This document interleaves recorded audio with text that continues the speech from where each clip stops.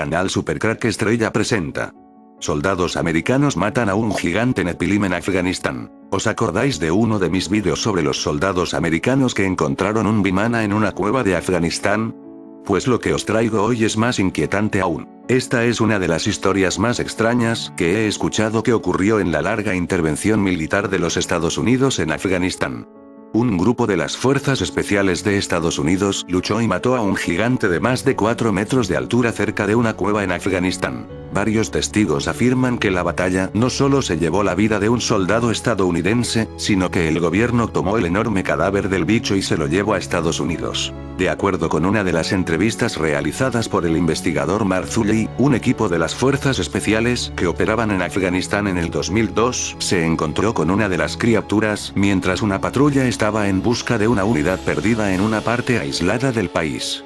El soldado le dice a Marzulli que su unidad hizo su rastreo a lo largo de un camino de cabras cerca de una cueva donde el equipo notó un patrón inusual de rocas, huesos, y una ominosa pieza rota del equipo de comunicaciones del tipo utilizado por los militares americanos. Mientras pensaban sobre esto, el equipo fue sorprendido por un hombre de al menos 4 metros de altura. La criatura tenía el pelo largo y rojo, tenía un arma tipo lanza o pica con la que mató a un militar. El resto del equipo abrió fuego, disparando en repetidas ocasiones a la criatura en la cara y, finalmente matándolo. El tiempo total del combate fue de solo 30 segundos. Después de la lucha, mientras lamentaban la caída de su compañero, el ejército envió un helicóptero para trasladar a la criatura. Era demasiado grande, no se podía moverlo, afirmó el soldado. Eso olía como si fuera un cadáver que ha estado en descomposición por un tiempo. La comunicación al mando que enviamos fue que teníamos una criatura abatida muy grande, posiblemente humana. Pero después se les dijo a los soldados que reescribieran sus informes. Así que tuvimos que volver a escribir de la forma que ellos lo querían, sigue el testigo. El soldado confirmó que el gigante estaba armado con un arma similar al tipo que Marzulli identificó como la lanza Nepilim, que fue hallado en otra localización y vinculado a otra evidencia de la existencia de esta criatura. Otras fuentes son compatibles con esta extraña historia. George Noory, conductor del popular programa de radio Coast to Coast, entrevistó a un piloto de un C-130 que afirma que transportó el cadáver del gigante hacia una base en Ohio. El piloto coincidió en la descripción del ser. Dijo que tenía 6 dedos en las manos y los pies, con los pies de un tamaño de 60-80 centímetros. Fue difícil de determinar su altura, debido a que estaba en una posición fetal. Pesaba unos 700 kilos y medía no menos de 4 metros. Otro militar que habló con Marzulli dijo que los que están al mando tienen un especial interés en mantener la historia encubierta. Si la confirman se corroborará de que la narrativa de la Biblia es exacta. Si va en contra de la evolución darwiniana, de eso no se habla. El mismo testigo confesó que la historia suena ridícula. En primer lugar, uno piensa que esto tiene que ser una broma, esto tiene que ser un engaño, admitió. Luego, después las cosas van de una cierta manera, y sigues escuchando, tú comienzas a darte cuenta que no es una broma. Ellos nos decían que mantuviéramos nuestras armas apuntando en alto. Normalmente estás listo para poner 2 tiros en el pecho o en la cabeza de un enemigo, pero en esta ocasión nos decían que apuntáramos más alto. Así que nos preguntábamos, ¿por qué quieren que disparemos más alto que la cabeza de un hombre? ¿A quién o a qué nos tenemos que enfrentar? El soldado también dijo que las personas que viven en esta zona contaron historias aparentemente ridículas sobre gigantes que atacaban a los seres humanos y que incluso se los comían. Podíamos oír a los habitantes locales hablar de estos gigantes, dijo. Ellos dijeron que vivían en las cuevas y comían a la gente. Eran caníbales. En ese momento, ellos lo compararon con los relatos de Pie Grande en los Estados Unidos. Cada cultura tiene este tipo de folclore. Y de pronto oyes que una unidad militar había matado algo. Te hace pensar y replantear las cosas, concluye. Marzulli criticó lo que llamó un esfuerzo del gobierno para encubrir la espectacular historia y acallar a los testigos. La gente tiene derecho a saber acerca de estas cosas, dijo. Si hay seres de 5 o 6 metros rondando por la tierra y nuestros militares los han abatido, tenemos derecho como ciudadanos a saber sobre ello. Es decir, esto no está clasificado como material militar secreto. Esto es algo que necesitamos saber. Y apunta de nuevo a la narrativa bíblica profética. Una historia interesante, sin duda. Si el vídeo te ha gustado, dale al pulgar arriba y suscríbete a mi canal. Canal Supercrack Estrella presenta. Mi pronóstico para el 2017. Fin de la era. Este vídeo es una opinión y visión del futuro sumamente personal. Solo me he guiado por los últimos acontecimientos en el mundo y mis propias sensaciones. Como se suele decir, todo lo aquí expuesto es de mi cabeza. A todos nos encantan las profecías, las visiones del futuro, etc. Nos apasionan las profecías de Nostradamus, de los Maya, de Baba Vanga y muchos otros que existían hace tiempo y los que existen ahora. No soy una excepción en este sentido. En este vídeo quiero poner mi granito de arena e intentar predecir lo que nos espera en el año 2017. No es una predicción convencional, va más bien acorde con mi canal que trata todo tipo de cuestiones, tanto históricos como espirituales o de misterio. Por lo tanto, es una visión personal, cada uno puede estar de acuerdo o no. Así que no me juzguéis demasiado duro. Allá vamos. Creo que todos estaremos de acuerdo en afirmar que la nuestra no es la primera civilización en la Tierra y, al parecer, tampoco es la más avanzada que las anteriores. Veamos las cosas desde el punto de vista de los ciclos del tiempo y la evolución. Ya publiqué algunos vídeos hablando de la procedencia y origen reales de los humanos. De que no somos de este planeta, que pertenecemos a otros mundos. Y no solo a uno, sino cada raza a una civilización humanoide diferente que fue traída a la Tierra con algún propósito muy concreto que nosotros ignoramos. Por lo tanto, desde la creación de la Tierra, esta está poblada por humanoides de varios sistemas estelares. Para que el humanoide hombre pudiera vivir en este mundo terrestre, era necesaria la adaptación de la fisiología del cuerpo y forma original a las condiciones climáticas existentes en la Tierra. Nuestro Sol dicta las normas de la vida de todo organismo vivo en el planeta. Cada sistema solar o estelar tiene sus propias reglas que se tienen que cumplirse para que la vida exista. Por esa razón, los que nos trajeron aquí tuvieron que construir laboratorios biológicos para crear unos cuerpos físicos híbridos que fueran adaptados a las condiciones climáticas y físicas del planeta. Y ahora están comenzando a encontrar estos laboratorios en diferentes lugares de la Tierra, sobre todo en la Antártida e Irak. La élite mundial detrás de los bastidores está lista para la divulgación parcial de la historia antigua y el anuncio de una nueva religión. Nos están preparando para ello desde hace un par de décadas a través de películas, el arte, la literatura contemporánea, y muchas cosas más. En la Antártida el hielo se derrita y deja al descubierto miles de secretos que nuestra civilización no conocía. Se encuentran una variedad de cuerpos humanoides antediluvianos, la élite los llama los preadámicos, o los que existían antes de Adán. Seguro que también tienen en su poder las muestras de sangre de los preadamitas que se conservó perfectamente bajo los hielos milenarios. Por eso mismo últimamente la Antártida está visitada por una multitud de personas más influyentes del mundo de política y religión, como lo hizo el patriarca ortodoxo o John Kerry, por ejemplo. También hay que recordar que el Papa y el patriarca Kirill no hace mucho anunciaron el fin de la historia que conocemos. Cabe destacar que los cuerpos encontrados son muy semejantes a las imágenes que muestran a los antiguos egipcios, por ejemplo. Acordaros de la cabeza de la reina Nefertiti. Nada que ver con el cráneo de hombre moderno. Por cierto, la élite se cree heredera de los atlantes, que lleva su sangre y sus genes. El 11 de diciembre de 2016 la prensa occidental comenzó la tímida desvelación de una antigua civilización de los preadamitas descubierta en la Antártida. Eso es lo que apareció en los periódicos. Un titular. En la Antártida, se descubre la ciudad antigua de Atlanta que se parece mucho a la civilización egipcia y las pirámides en la meseta de Giza. Casi nada, ¿verdad? Por cierto, se publicó el día 11 de diciembre. Otra vez en número 11 que tanta importancia tiene para la élite. También fueron descubiertos unos animales desconocidos hasta ahora. Es más, las criaturas encontradas parecen modificados genéticamente, lo que echa por los suelos la creación bíblica de la humanidad. Otro apunte. ¿Os habéis dado cuenta de la cantidad de animales o mutantes rarísimos que se encuentran últimamente en las playas de todo el mundo? Bichos raros de todo tipo que se quedan descongelados y salen a la luz. Eso sí, las fotos enseguida reciben la característica de un fake.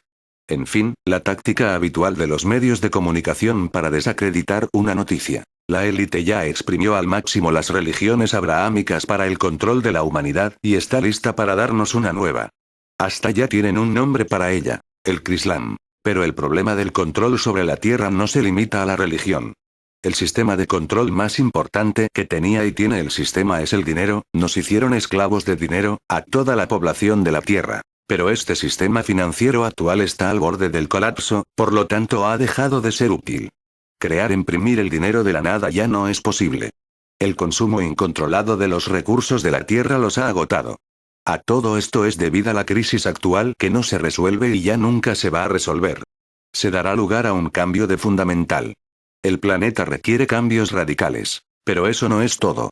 La estructura misma del planeta en su forma actual ha llegado a su fin natural y se está preparando para una transformación en un estado etéreo más sutil.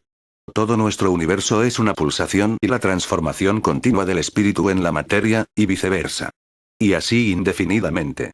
La vida es un movimiento continuo, la pulsación, el cambio. Nos guste o no, esto significa poner fin a este tipo de civilización. Y no importa cómo va a suceder, solo es importante el hecho de que la civilización tecnológica actual cambiará. El conocimiento explica las últimas leyes y advertencias de los gobiernos y líderes religiosos, como los ya famosos 120 días de preparación de Obama o la última Navidad del Papa. O las declaraciones chocantes de la reina Isabel II sobre lo horrendo que va a ser el año 2017 para la humanidad. La élite lo sabe que una explosión en el Sol, por ejemplo, destruirá nuestro mundo de naipes de las altas tecnologías. Y para terminar os hago una pregunta. ¿Estamos preparados para la vida sin teléfonos inteligentes y otras tecnologías convenientes? ¿Estamos preparados para satisfacer nuestras necesidades básicas como parte de un universo multidimensional? Aquí dejo mi reflexión. Si el vídeo te ha gustado dale al pulgar arriba y suscríbete a mi canal.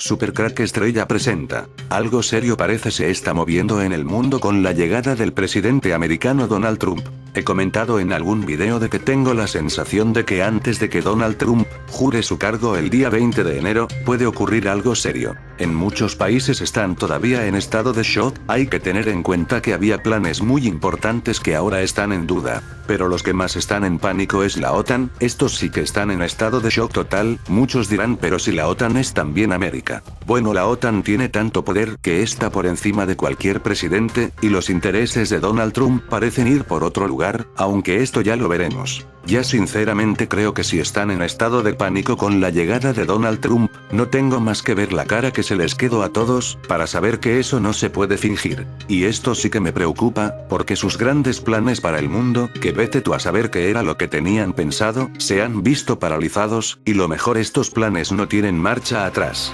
Eso implicaría que algo puede pasar, pero repito esto es pura especulación. De momentos algunas cosas extrañas sí que están ocurriendo en estos días de enero. Ejemplo de esto, ¿qué hace un avión militar sobrevolando Nueva York? El vehículo sobrevoló la zona centro de la ciudad durante al menos una hora. Un avión militar sobrevoló la ciudad de Nueva York, principalmente en el centro de Manhattan, y zonas aledañas, lo que llamó la atención de los residentes. En Twitter circularon fotografías y vídeos del avión, que fue reportados como un C-130 de la Guardia Nacional Aérea de Nueva York. Según fuentes de esa dependencia, el vehículo rodeó el centro de la ciudad durante aproximadamente una hora, para luego abandonar el espacio aéreo. Tom Namako, director de noticias de @BuzzFeed News, publicó un par de tweets sobre la Guardia y la Agencia Federal de Aviación, la cual indicó: no revelamos la misión del avión. Ni la agencia ni la Guardia tienen información al respecto en sus cuentas de Twitter. Susto en Manhattan. Video. Un avión que voló bajo generó pánico en Nueva York. Los neoyorquinos se sorprendieron al ver aviones militares que pasaron muy cerca de los edificios. Ciudadanos y turistas impactados por la situación los filmaron. Entra y mira, el avión pasó muy cerca de los edificios de Nueva York. Un avión que sobrevoló cerca de los rascacielos de la ciudad de Nueva York causó un gran revuelo entre los ciudadanos. Según trascendió, se trató de pruebas de rutas de evacuación que pidió el presidente electo de los Estados Unidos, Donald Trump. Muchos ciudadanos y turistas de Manhattan impactados por la situación filmaron a las aeronaves y lo compartieron en las redes sociales. Pero yo tengo mi propia teoría, ya que en algunos vídeos míos de Supercrack Estrella he revelado que la misión de estos aviones modelo C-130 es oculta, algo que está ocurriendo en los cielos, una especie de cuarta dimensión abierta por el CERN. Pero la teoría que está circulando por la red es esta. Según señala la web Zero Edge, el avión aparentemente voló realizando en un patrón de entrecruzamiento sobre Manhattan, con el centro de su patrón de vuelo aproximadamente alineado con la Trump Tower. Así que aunque la misión de la aeronave aún no ha sido revelada, muchos medios especulan con que podría tener algo que ver con la defensa del presidente electo Donald Trump. En un comunicado, la portavoz de la Administración Federal de Aviación Laura Brown dijo que los vuelos estaban autorizados y que se estaban coordinando con el control de tráfico aéreo. Por su parte, en declaraciones al Washington Post, el ex pararescueman Matt White de la Fuerza Aérea dijo que el vuelo de dos Black Hawk HH-60S y de un C-130 son una configuración común para las misiones de los pararescues. Los pararescuemen son operadores del Comando de Operaciones Especiales de la Fuerza Aérea de los Estados Unidos y del Comando de Combate Aéreo, encargados de la recuperación y tratamiento médico del personal en entornos humanitarios y de combate. Estas unidades de operaciones especiales también se utilizan para apoyar las misiones de la NASA y se han utilizado para recuperar astronautas después de que caigan al agua tras sus misiones. En definitiva, se dedican a tareas de rescate en entornos de combate. Y la pregunta es, ¿y por qué realizan maniobras precisamente sobre Manhattan? ¿No tenían un lugar mejor al que ir para realizar maniobras de rescate en combate? Posiblemente, este extraño vuelo alimentará todo tipo de rumores y especulaciones, desde preparación para un atentado de falsa bandera, hasta un posible atentado contra Trump perpetrado por las malvadas élites elitistas que tanto lo odian. Se interprete como se interprete, pero, se hace difícil comprender por qué un avión de transporte Hércules puede ser útil sobre Manhattan. Añadamos a ello, que las maniobras para un C-130 serían equivalentes a las que se harían para utilizar un AC-130, dotado con armamento pesado de ataque a tierra. Si este fuera el caso, si las maniobras buscaran entrenarse para el vuelo de un AC-130, cabe destacar que este modelo dispone de un armamento que va desde los cañones automáticos rotativos de 20 mm, hasta los obuses de 105 mm, y eso daría una perspectiva muy diferente e inquietante sobre las maniobras y sus intenciones finales. Estamos abiertos a interpretaciones, aunque creemos que todo esto no es más que una anécdota o algún tipo de distracción. Un mensaje para Trump. ¿Por qué voló el avión militar sobre Manhattan y cerca de la Trump Tower? De acuerdo a varios reportes, desde que es imposible obtener una versión oficial satisfactoria, puesto que hay ciertas contradicciones, solo se puede razonar que, en medio de un feroz ataque por parte del gobierno de Obama para desprestigiarlo, insinuando que el presidente ruso Vladimir Putin lo ayudó a través de las noticias falsas, y que esto también tiene que ver con una guerra entre dos facciones de la oligarquía, para ver cuál de ellas toma el control del nuevo gobierno, como lo señala el profesor Mitchell Chossudovsky, el avión militar pudo haber sido un mensaje de advertencia para Trump. Aunque lo anterior puede calificarse como una teoría de la conspiración, quienes conocen a profundidad cómo funciona el gobierno en las sombras o el estado profundo, entienden muy bien cómo se manejan los hilos del verdadero poder.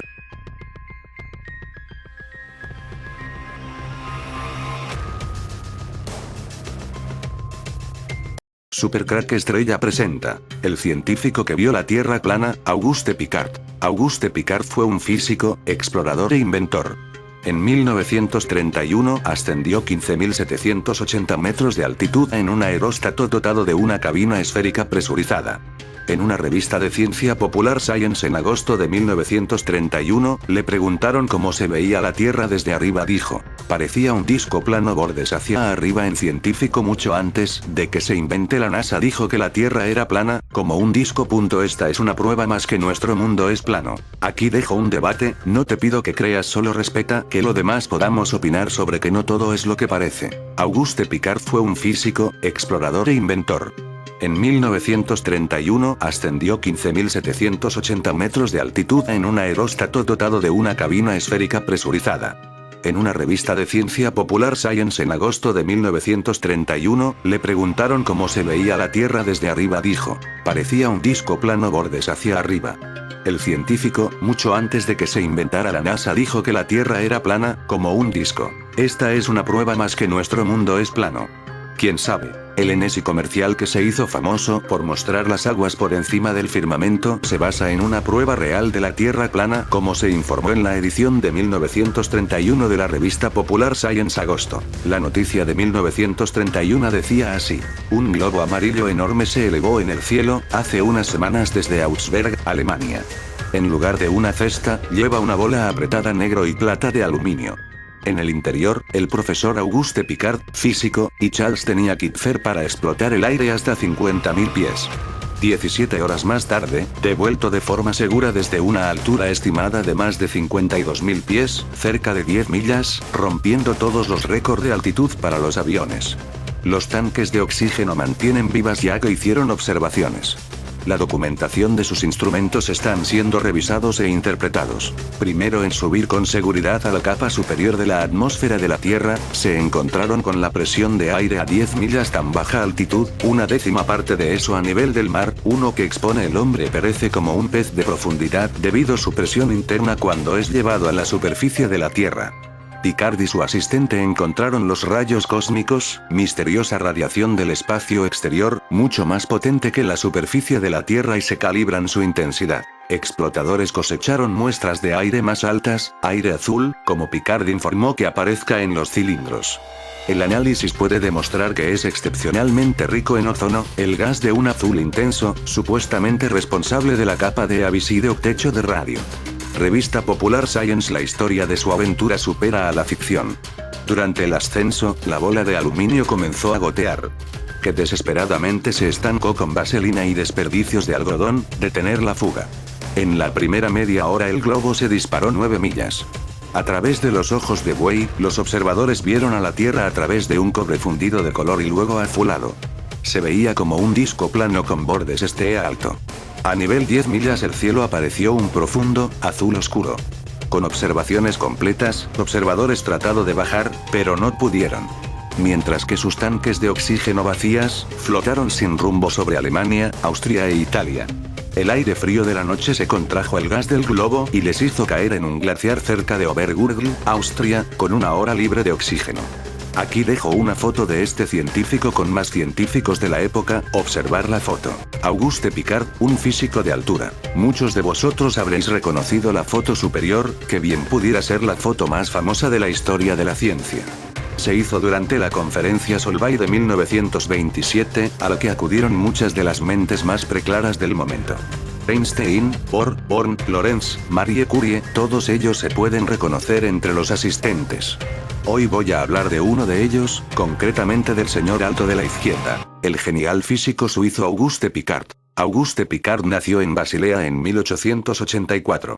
Estudió en la ETH de Zúrich, y se trasladaría posteriormente a Bélgica, donde aceptó una posición como catedrático de física en la Universidad Libre de Bruselas.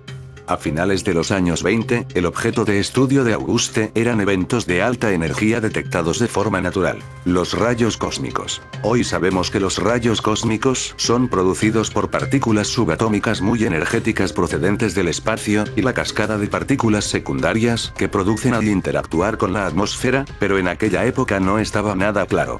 Había quien proponía, como por ejemplo el propio Piccard, que los rayos cósmicos se originaban en la estratosfera. Otro científico cualquiera hubiese encontrado el modo de estudiar el problema sin moverse de su laboratorio, o al menos de la superficie terrestre. Sin embargo, no estamos hablando de un científico normal. Auguste decidió que él mismo iría a las capas medias de la atmósfera para hacer los experimentos. Viaje a la troposfera. No sería la primera vez que Piccard se subía a un globo para hacer un experimento. Así, por ejemplo, en junio de 1926, había repetido junto a Emile Stael el experimento de Michelson-Morley, pero a 4.500 metros de altura sobre Bruselas en el globo Helvetia. Claro que subir hasta la troposfera era otro cantar, y más a comienzos del siglo XX. Auguste tenía que inventarlo todo, y en 1930 diseñó y mandó construir, a una fábrica de toneles de cerveza, su propio medio de alcanzarla. Una cápsula presurizada de aluminio de 2,1 metros de diámetro y 3 milímetros de espesor, propulsada por un globo de hidrógeno. De este modo, acompañado solo por su asistente Paul Kipfer, Auguste alcanzó en mayo de 1931 una altitud récord de 15.785 metros. Os imaginaréis que tanto atrevimiento resultaría arriesgado, y no os equivocáis. Al mirar fugazmente por la ventana, mientras los dos exploradores troposféricos estaban haciendo los últimos chequeos, Paul observó con horror cómo pasaban entre las chimeneas. El globo había despegado accidentalmente. Más tarde tuvieron que enfrentarse a una fuga de mercurio, a un fallo del sistema de refrigeración, y en un momento dado empezaron a quedarse sin aire y sin agua. Ni la vuelta salió como estaba planeado. Tras haber despegado de Augsburg, Alemania, y llegar a la troposfera, Piccard tenía pensado amerizar en el Adriático. Sin embargo, el viaje duró 10 horas más de lo previsto, y la cápsula con los dos hombres se estrelló en un glaciar de los Alpes a 1950 metros de altitud. Tras pasar la noche, los dos hombres contactaron con una expedición enviada en su rescate. Estos avatares no evitaron nuevos intentos. En 1932, en una nueva cápsula equipada con radio, Picard pudo alcanzar una altitud de 17.008 metros, y en un intento posterior, 23.000 metros. Picard completó un total de 26 viajes a grandes alturas, y en ellos realizó los más variados experimentos. Viaje a las grandes profundidades. Nuestro científico descubrió enseguida una nueva aplicación para sus cápsulas presurizadas. Si antes había viajado con ellas a grandes altitudes, ahora quería usarlas para explorar las profundidades del océano. Diseñar un submarino capaz de alcanzar grandes profundidades no era sencillo. Un submarino mantiene normalmente un flotador lleno de aire. Si el submarino quiere sumergirse, parte de ese aire es expulsado, sustituyéndose por agua. Si, por el contrario, se inyecta al flotador aire que estuviese comprimido, se desplaza parte del agua en él, disminuyendo la densidad del submarino y haciéndolo ascender. Sin embargo, a grandes profundidades, la presión existente hace que el aire del flotador se comprima, eliminando su capacidad de afectar la flotación del submarino. La idea de Picard fue sustituir ese aire por gasolina. La gasolina es solo un poco menos densa que el agua, pero es incompresible, manteniendo la capacidad de hacer flotar al submarino incluso a grandes profundidades. Ni corto ni perezoso, en 1937 Auguste había diseñado un prototipo basado en esta idea, el FNRS-2, aunque su construcción fue interrumpida por la invasión alemana de Bélgica. Finalmente en 1948 el batiscafo de Picard estaba preparado, y a finales de ese año, alcanzó una profundidad de 1400 metros. Problemas técnicos, el batiscafo fue dañado en una inmersión, y económicos hicieron que tuvieran que venderlo al gobierno francés, quien lo mejoró y cambió de nombre a FNRS-3. Al mismo tiempo, la ciudad de Trieste se ofreció a financiar otro batiscafo diseñado por Picard. El Trieste, como así se llamó, fue votado en agosto de 1953, y en 1960 llegó a las mayores profundidades conocidas del océano, el abismo Challenger en la fosa de las Marianas. En su cápsula viajaban Don Walsh y Jacques Picard, hijo de Auguste. Esta hazaña no ha sido repetida desde entonces. Auguste moriría en Lausanne, Suiza en 1962, solo 2 años después de que su creación alcanzase los puntos más profundos del océano. Tenía entonces 78 años. Un personaje tan carismático como Auguste Picard no pasó desapercibido entre sus coetáneos. Hergé, dibujante de Tintín, se inspiró en él para crear el personaje del profesor Tornasol, algo que no parece muy difícil de imaginar comparando los dibujos con sus fotografías. Según las propias palabras del dibujante, el profesor Tornasol es una versión reducida de Picard, ya que el real era demasiado alto. Tenía un pescuezo interminable que surgía de una camisa con un cuello excesivamente grande, hice a Tornasol un mini Picard, pues de otro modo hubiese tenido que agrandar las viñetas.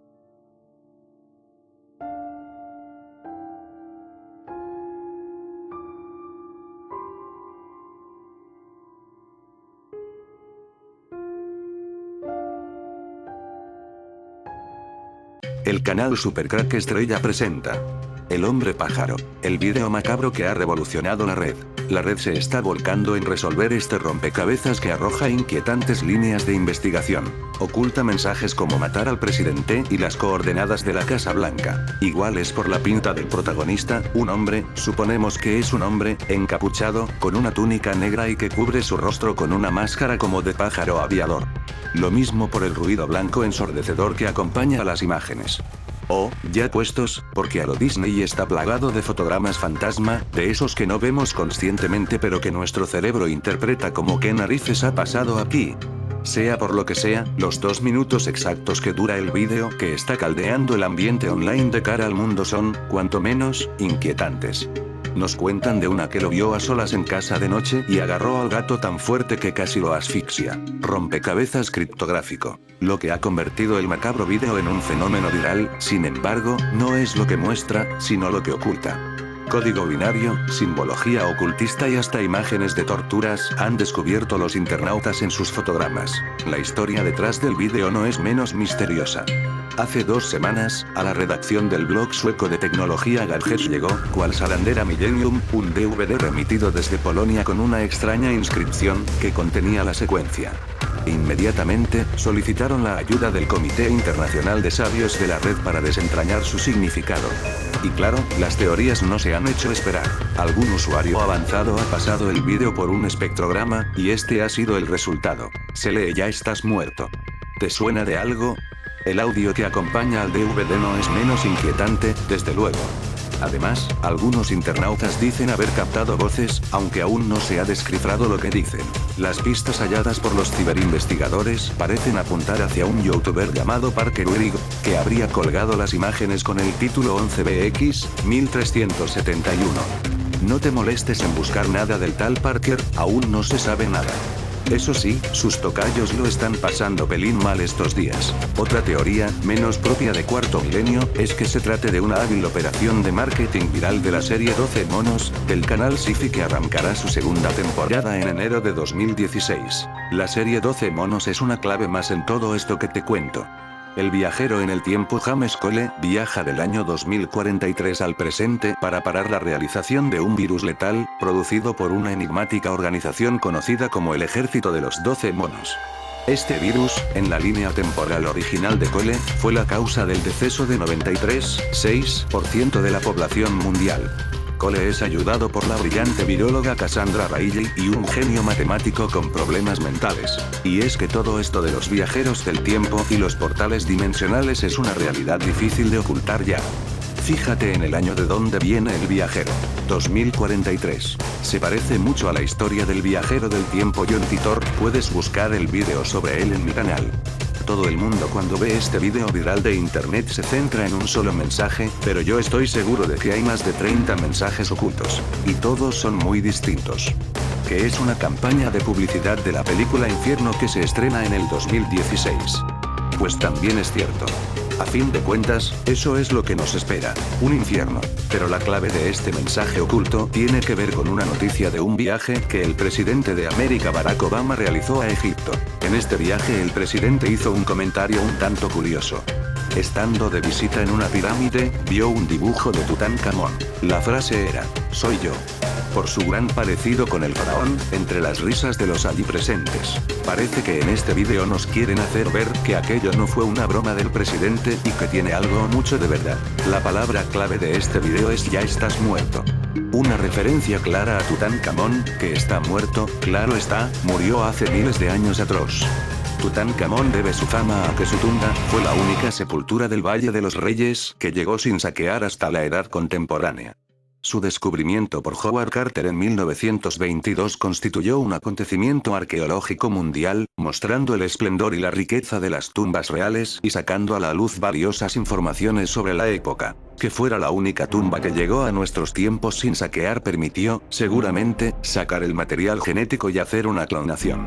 Aquí entra un poco el mensaje oculto de este vídeo. La investigación la está coordinando, por puro freakismo, la revista de internet y deportes Daily Dot, que está abriendo líneas poco alentadoras. Los mensajes en código Morse que parece emitir el ojo brillante transmiten la frase Red Lips Like Ten, un anagrama de Kill the President, matar al presidente.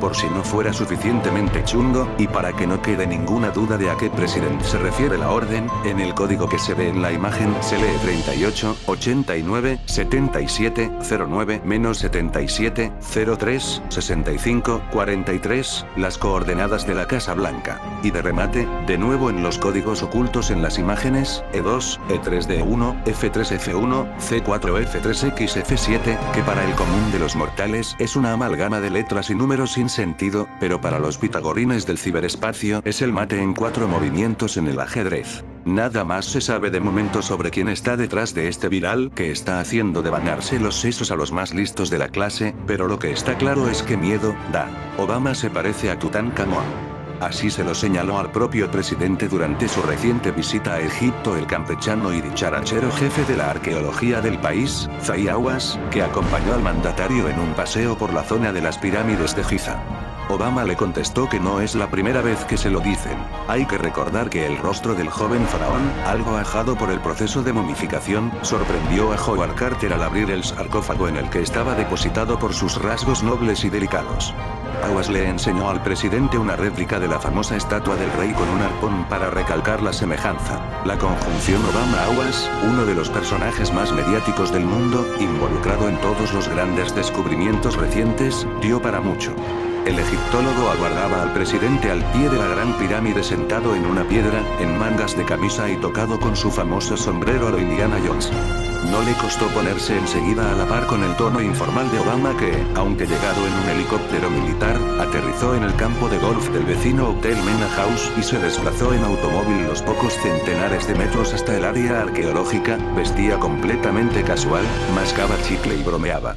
Awas, que le regaló una copia de su sombrero y varios ejemplares de sus libros, le recordó que habían coincidido antes en Chicago durante precisamente la exposición de tesoros de Tutankamón, cuando Obama era senador. Awas le recordó al presidente cómo puso en apuros a la administración de Bush al denunciar que el presidente de la Exxon tenía un sarcófago faraónico en su oficina. Obama y Awas entraron juntos en la Gran Pirámide y aunque estaba previsto que la visita se limitaría al primer tramo del túnel de acceso, el presidente insistió en continuar por el estrecho y claustrofóbico pasaje ascendente y la gran galería para llegar hasta la cámara del rey, con los lógicos problemas para la escolta, pues si llevas artillería, te atascas. Luego, en la tumba de Carr, Obama se dio de cabeza contra el dintel de entrada, lo que achacó jocosamente a la maldición de los faraones.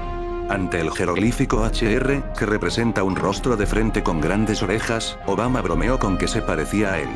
Awas le invitó a montar en camello, pero el presidente resistió la tentación. El egiptólogo le sugirió escalar algún día juntos la Gran Pirámide, algo que está totalmente prohibido pero que Awas se vanagloria de hacerlo más rápido que nadie en Egipto. El egiptólogo se despidió prometiendo a Obama devolverle la visita.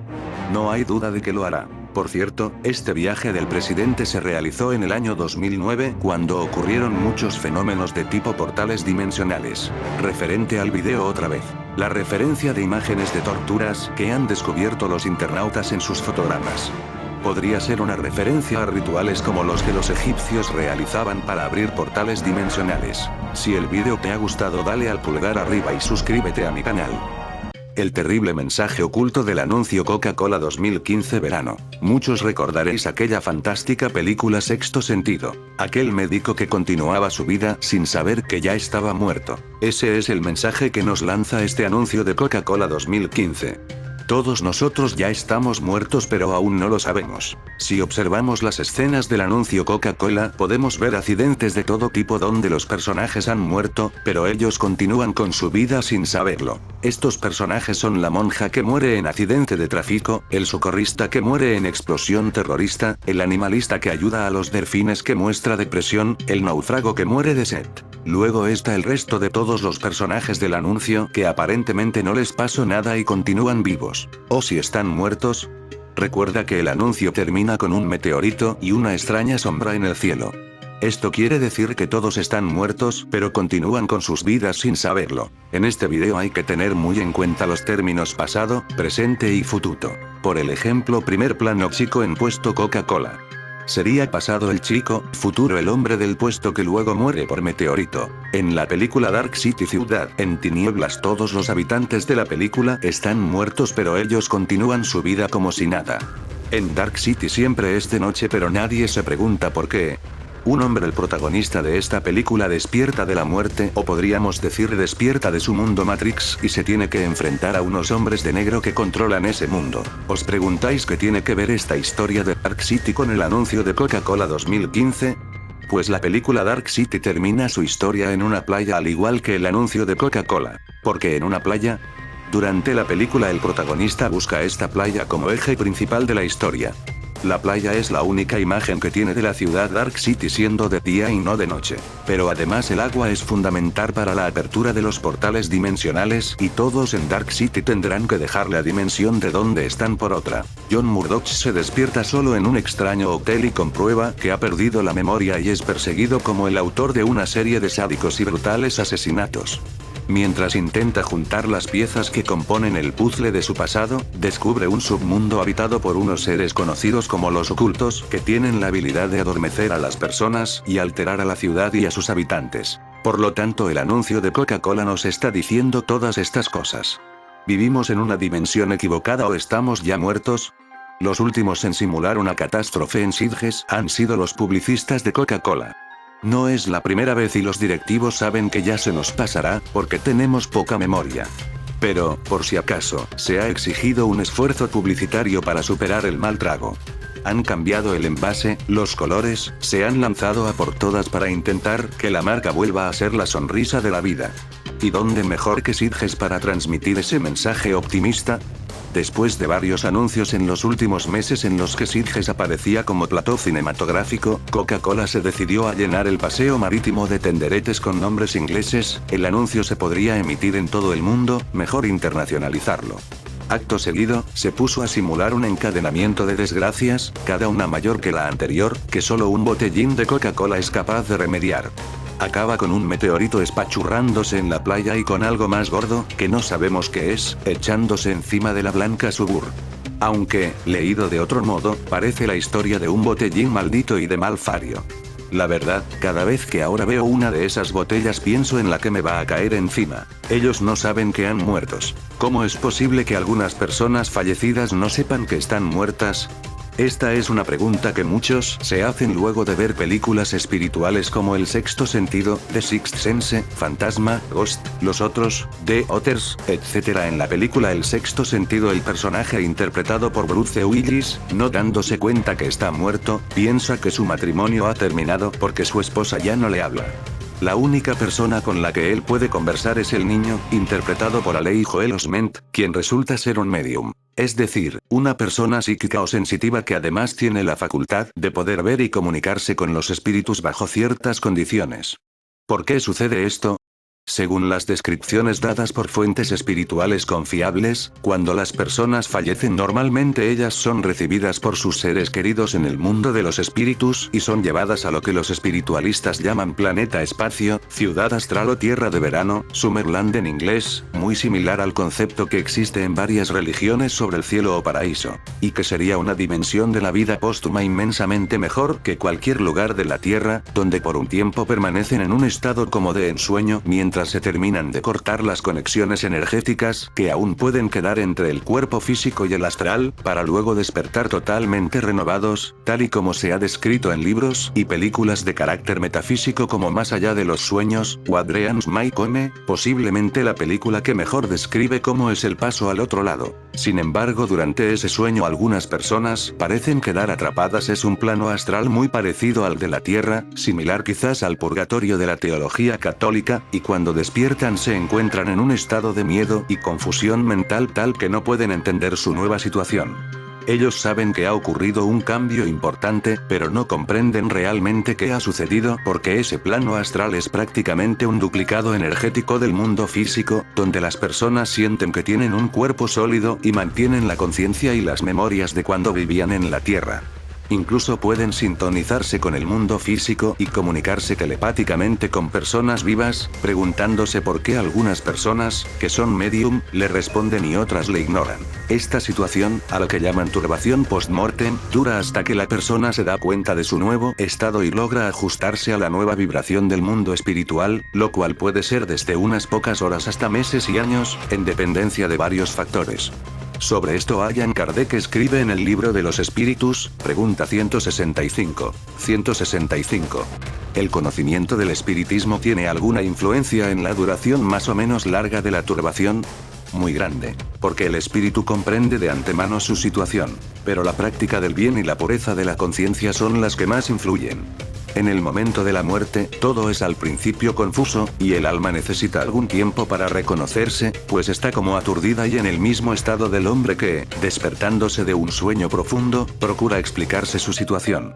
La lucidez de las ideas y la memoria del pasado le vuelven a medida que se extingue la influencia de la materia, de que acabó de separarse, y se disipa la especie de bruma que nubla sus pensamientos. La duración de la turbación subsiguiente a la muerte es muy variable, puede ser de algunas horas, de muchos meses y hasta de muchos años. es menos larga en las personas que, desde esta vida, se han identificado con su estado futuro. Porque entonces comprenden inmediatamente su posición. La turbación presenta circunstancias especiales, según el carácter de los individuos, y sobre todo según la clase de muerte. En las violentas, ocasionadas por suicidio, suplicio, accidente, apoplejía, heridas, etc., el espíritu está sorprendido, admirado y no cree estar muerto. Lo sostiene con terquedad. Ve, sin embargo, su cuerpo, sabe que es el suyo, y no comprende que esté separado de él. Se acerca a las personas a quienes aprecia, y no comprende por qué no le oyen.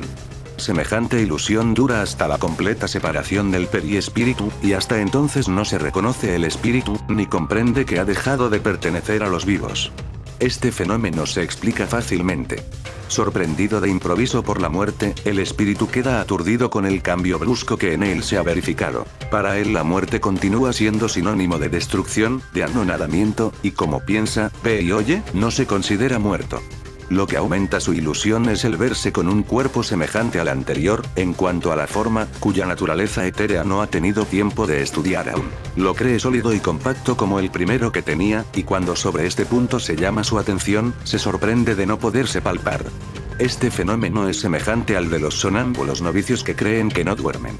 Para ellos el sueño es sinónimo de suspensión de facultades, y como piensan libremente y ven, se figuran estar despiertos. Ciertos espíritus ofrecen esta particularidad, aunque la muerte no haya sobrevenido repentinamente. Pero siempre es más general en los que, aunque estaban enfermos, no creían morirse. Vese entonces el raro espectáculo de un espíritu que asiste a su entierro como al de un extraño, y que habla de él como si no le incumbiera, hasta que comprende la realidad. La turbación subsiguiente a la muerte no es nada penosa para el hombre honrado, sino tranquila y semejante en todo al que se despierta apaciblemente. Para el que no es puro de conciencia, la turbación abunda en congojas y angustias, que aumentan a medida que se reconoce. En los casos de muerte colectiva, se ha observado que todos los que mueren a un mismo tiempo no se vuelven a ver inmediatamente. En la turbación subsiguiente a la muerte, cada uno toma por su lado, o no se ocupa más que de lo que le interesa. ¿Es real lo que vivimos? ¿Estamos vivos o muertos? Científicos creen que estamos viviendo en Matrix. Las últimas investigaciones podrían revelar que somos parte de una simulación por ordenador gigante, pero la verdadera pregunta es si queremos saberlo. En el 1999 Hollywood sorprendió con la película de Matrix, donde su protagonista, Neo, desafía las leyes de la física, corriendo por las paredes y desapareciendo repentinamente. Estas capacidades son posibles violaciones de las reglas del universo, ya que, sin él saberlo, la conciencia de Neo está incrustada en la Matrix, una simulación de realidad virtual creada por máquinas inteligentes. Pero la verdadera historia comienza realmente cuando Neo se encuentra ante una decisión fatídica. Tomar la píldora azul y volver a su inconsciente, la existencia virtual, o tomar la píldora roja que le llevará a aprender la verdad acerca de Matrix y averiguar qué secretos oculta nuestra historia. Recuerda que Coca-Cola tiene el color rojo. La sombra oscura que aparece en el final del anuncio sobre las cabezas de los supuestos muertos es posiblemente la revelación de esta realidad. Pero ahora los físicos nos pueden ofrecer la misma opción, la posibilidad de probar si vivimos en nuestra propia Matrix virtual mediante el estudio de la radiación del espacio. Aunque parezca una idea extravagante, algunos filósofos argumentaron desde hace tiempo que en realidad estamos más cerca de ser inteligencias artificiales atrapadas en un falso universo de lo que realmente somos, mentes orgánicas en un mundo real.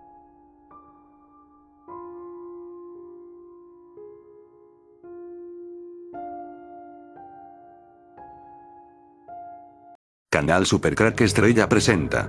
Compañía de biotecnología va a resucitar muertos. Noticia de hace unos días.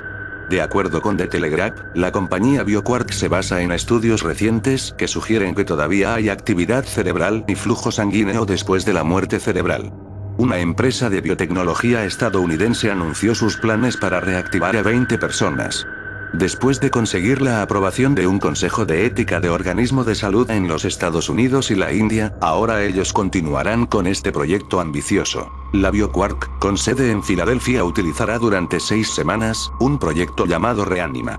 El objetivo es tratar de traer de vuelta a la vida a 20 pacientes que están clínicamente muertos, y que solo han estado mantenidos por máquinas. La empresa usará células madre, estimulación nerviosa y otras técnicas para tratar de restablecer plenamente a los pacientes. El Dr. Ira Pastor de la empresa explica: Para llevar a cabo esta iniciativa de tal complejidad, estamos combinando herramientas de medicina regenerativa biológica con otros dispositivos médicos utilizados comúnmente para estimular el sistema nervioso central en pacientes con otros trastornos graves de la conciencia. Pastor sostiene que los primeros resultados se verán en los primeros meses. ¿Estás listo para el nuevo mundo del transhumanismo? Los utopistas están trabajando para cambiar la creación de Dios, incluyendo al hombre, y WND ha expuesto sus planes. La compañía, BioQuark Incorporated, planea utilizar una sopa de células madre y péptidos en el cerebro de los pacientes durante un período de 6 semanas para ver si se puede poner en marcha sus funciones. El autor cristiano y cineasta Tom Horn ha advertido a los científicos que están redefiniendo lo que significa ser humano, con el objetivo de la humanidad trascendente. Dice que hay cuestiones éticas. Entre los filósofos y teólogos se han debatido preguntas desde los albores del tiempo, pero en la Biblia solo la humanidad se describe como teniendo el aliento que Dios sopló en ellos en el momento de su creación, dijo Horn. Para los cristianos conservadores, esto debería ser un importante punto de debate en torno a la ética de unir a las personas con animales o tratar de resucitar a alguien examinando el edificio BioQuark en Google Earth. Se puede apreciar en el cemento entre el segundo y tercero plantas la silueta de un ser que dibujó Aleister Crowley, de una entidad que él invocó repetidamente en 1918 y le llamó Lam. El segundo cuadro es un dibujo compuesto por Andy Renger, contacto del quinto tipo, imbrogno, de un tipo de alienígena reportado a través de los años 80 en el Valle de Hudson. Sabemos que estás pensando que serían zombies. Pero la doctora de BioQuark, Ira Pastor, le dijo a Digital Trends, un medio de información, que el equipo ha implementado las medidas de protocolo y precaución necesarias. Añade que el proyecto fue revisado y aprobado por la Junta de Revisión Institucional del Hospital Anupam y del Comité para Investigación de Células Madre y Terapia. El momento de la resurrección en sí. La resurrección de los muertos será como quien ha despertado después de un largo sueño, pero ellos no sabrán si han estado en ese estado una hora o un siglo. Según la Biblia y el Corán, ellos serán despertados al sonido de la trompeta, y según el apocalipsis nórdico llamado Ragnarok, serán despertados al canto de un gallo, pero es lo mismo. ¿Os acordáis del libro Cementerio de Animales de Stephen King? Deja bastante mal cuerpo mientras se lee y aún peor cuando se termina. Es una de esas novelas que te persiguen en sueños, una pesadilla que se enquista en el subconsciente. Yo lo leí varias veces y todas ellas pasé mucho miedo. Stephen King quiere escribir sobre la muerte. Sobre un acontecimiento natural e implacable, inevitable y seguro para todos nosotros. Escribe de ella con cierto miedo y mucho respeto. Mientras que para la iconografía cristiana clásica, la resurrección es una recompensa, una suerte de segunda oportunidad para poder seguir disfrutando de la vida, para Cementerio de Animales es una desgracia. No necesariamente una maldición, puesto que no tiene por qué ser estrictamente maligna. El problema de la resurrección en el libro estriba en que se naturaliza, se percibe como una salida lógica a situaciones dramáticas. Por supuesto, con resultados catastróficos. El hombre no debe jugar a ser Dios. Hay puertas en nuestro mundo que están mejor cerradas. Si el vídeo te ha gustado, dale al pulgar arriba y suscríbete a mi canal. Supercrack Estrella presenta escenario real de un holocausto zombie. Todo lo aquí expuesto es una teoría, ficción de un posible holocausto zombie. ¿Cómo sería el holocausto zombie en nuestra vida real? Si nos basamos en las películas, el holocausto zombie será algo más o menos así. El virus T, que convierte a las personas en zombies, se ha desatado en un centro de investigación llamado La Colmena. La corporación Umbrella lo desconoce, así que envía a un equipo para saber por qué la Reina Roja, el ordenador que controla todo el centro de investigación de La Colmena, asesinó a todos dentro. Cuando los hombres llegan, de los guardias de La Colmena encuentran solo a Alice, en estado de amnesia temporal. Juntos se adentran en la colmena para saber qué ha pasado, debiendo enfrentarse a los cadáveres reanimados y las bioarmas que allí se desarrollaban. ¿Existe en nuestro mundo real algo parecido a un centro de investigación llamado La Colmena? Pues parece que sí, y se llama BioQuark. Así que el centro de investigación llamado La Colmena sería BioQuark. ¿Dónde está BioQuark y qué es? Lugar donde está BioQuark Incorporated es Market Street, Filadelfia, Pensilvania, Estados Unidos. ¿Qué es BioQuark? BioQuark busca revivir a pacientes clínicamente muertos. BioQuark recibió autorización por parte de los gobiernos de Estados Unidos e India para intentar reanimar el cerebro de 20 pacientes en estado de muerte cerebral. Durante los próximos meses, 20 pacientes en estado de muerte cerebral serán sometidos a una serie de pruebas por parte de la empresa BioQuark Incorporated, una empresa con base en Filadelfia en Estados Unidos. Con este experimento, que ha sido bautizado como The Reanima Project, la compañía intentará reanimar parte del sistema nervioso central de los pacientes para tratar de demostrar que la muerte cerebral no tiene por qué ser irreversible en todos los casos. Tal y como se ha comprobado a través de experimentos científicos, ciertas especies de peces y anfibios pueden regenerar partes del cerebro tras haber sufrido un daño cerebral crítico. Aunque los seres humanos no tienen esa capacidad, sí se ha podido constatar que pacientes con daño cerebral pueden llegar a registrar actividad eléctrica residual. Los científicos involucrados en este experimento utilizarán una combinación de terapias con los pacientes seleccionados, entre las que destacan inyección diaria de péptidos, cadenas de proteínas simples, en la médula espinal, inyección de células madre en el cerebro, 2 veces por semana, terapia láser transcraneal, que se utiliza para activar los procesos de recuperación naturales del cuerpo y que ha sido probada en pacientes con Parkinson, además de técnicas de estimulación nerviosa. Todas estas pruebas se realizarán en el Hospital Anupam situado en Rudrapur, en la India. El CEO de BioQuark Incorporated, Ira S. Pastor, dijo al diario The Telegraph que, para llevar a cabo una iniciativa tan compleja, estamos combinando herramientas de la medicina regenerativa biológica con otros dispositivos médicos existentes que se usan normalmente para la estimulación del sistema nervioso central en pacientes con otros trastornos graves de la conciencia. Esperamos ver resultados en los primeros 3 meses. Las pruebas realizadas y los resultados obtenidos serán publicados a través de la web de Clinical Trials, donde se podrá realizar un seguimiento de todo el proceso. BioQuark destacó que no espera traer de nuevo a la vida a ninguno de estos pacientes, pero que, en cualquier caso, estas pruebas sí podrían suponer un importante avance para el tratamiento de pacientes en coma, además de ayudar a personas que sufren enfermedades neurodegenerativas como el Alzheimer o el Parkinson. Bueno, tendréis que reconocer que todo esto se parece mucho a la película Resident Evil y BioQuark vendría a ser la colmena de donde escapan los zombies. Así que si esto fuera un holocausto zombie, la primera ciudad que caería sería Filadelfia. Lo siento Filadelfia, pero te ha tocado. Las fuerzas de élite tendrían que dejar esta zona aislada, con 2 anillos de protección, el primero de 5 kilómetros, y el segundo anillo de 10 kilómetros. Estos anillos estarían protegidos por el ejército, y nada sea zombie humano podrá atravesarlo. La primera calle en caer por la horda de zombies será la calle Market 18 y el puesto de comida rápida. Philadelphia Sports Club sería otro de los primeros sitios en caer por la invasión zombie, el Hospital Graduate. El hospital invadido por zombies nunca puede fallar. La naturaleza no permitiría fantasía tan majadera de exterminio de la civilización humana. Cuando nos planteamos nuestra lista de tareas a llevar a cabo en un holocausto zombie, el hecho de buscar una casa que nos permita sobrevivir a los rigores del apocalipsis es uno de nuestros más inmediatos cometidos. Es difícil encontrar un edificio que reúna todos los requisitos para poder sobrevivir a los ataques de los no muertos. Tiene que ser lo suficientemente resistente para resistir ataques de oleadas de infectados o estar lo suficientemente aislado, tiene que tener acceso a recursos naturales o estar cerca de una zona poblada en la que buscar suministros o tener suficiente espacio para almacenar víveres que nos permitan sobrevivir hasta que el ejército o ese último grupo de supervivientes dispuestos a salvar el mundo acaben con la amenaza de los infectados. Recordar que en los primeros momentos del holocausto zombie estaremos atrapados en estos 2 anillos de contención de zombie, así que habrá que buscar un edificio seguro en esta zona de Market Street, Filadelfia. La invasión zombie. Algo más que fantasía. El Dr. Steven C. Schlossman es profesor de psiquiatría en la Escuela de Medicina de Harvard y un evidente degustador de las sagas de George Romero. Desde su afición, Schlossman se ha dado a la tarea de demostrar que los muertos vivientes son algo más que una mera especulación. Su primer trabajo al respecto fue una descripción en toda regla médica de la condición de un zombie, el llamado síndrome de la deficiencia de la saciedad atáxica neurodegenerativa, DOANS, por sus siglas en inglés.